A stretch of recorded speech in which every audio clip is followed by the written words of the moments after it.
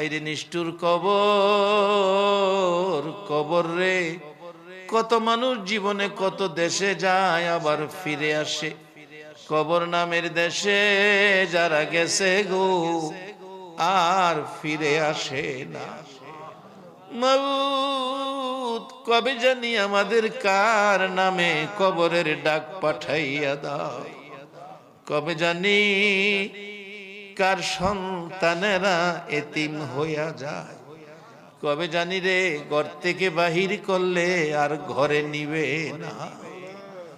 ওই দিন আসার আগে তোমার ঘর, তোমার বন্ধুর ঘরের পক্ষ থেকে আয়োজিত মাহফিলে আমরা যারা হাত বাড়াইছি, আমাদের জানা অজানা সবগুলো গুনাহ তুমি মাফ করে দাও। আল্লাহ, আমরা গুনাহগার, গুনাহগার গো, আমরা গুনাহ করেছি। আমরা তো জানি না কেমনে তোমারে ডাকলে ক্ষমা দিবা। শুনেছি শেষ রাত্রে গাছের ডালে ডালে পাখিরা মধুর কণ্ঠে তোমারে ডাকে রে আল্লাহ।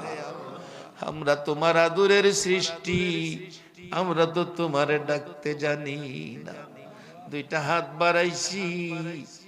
ছোট সময় বাচ্চারা মা কইয়া ডাকতে পারে না, মারে দেখলে হাত পাও নাড়াইতে থাকে, মা দৌড়াইয়া টাইনা কোলে নেয়। আমরা ডাকতে জানি না, দুইটা হাত বাড়াইছি রে আল্লাহ। কে কত গুনাহ করেছি, কে মেয়ে কে পুরুষ, কাউরে কিছু কইও না আজকের মাহফিলে। আমাদের জানা অজানা সবগুলো গুনাহ মাফ করে দাও। আল্লাহর একটা দরখাস্ত, তুমি রাগ হইও না। তুমি রাগ হইলে আমরার মনের দুঃখ কার কাছে বলবো? আজকের মোনাজাতে যারা হাত বাড়াইছে রে, মেয়ে বুঝি না পুরুষ বুঝি না, কার জানি মানাই রে মা, মা গো মা, কে জানি মার অভাবী, কে জানি বাবার অভাবী আজকের মোনাজাতে হাত বাড়াইছে। বাবা, বাবা গো, সন্তানের মায়ায় জীবনে কত কষ্ট করছো। কত বাবা সকালের খাবার রাত্রে খাইছে, খালি পায়ে ঈদগাই গেছে, সন্তানের জুতা পরাইয়া নিছে।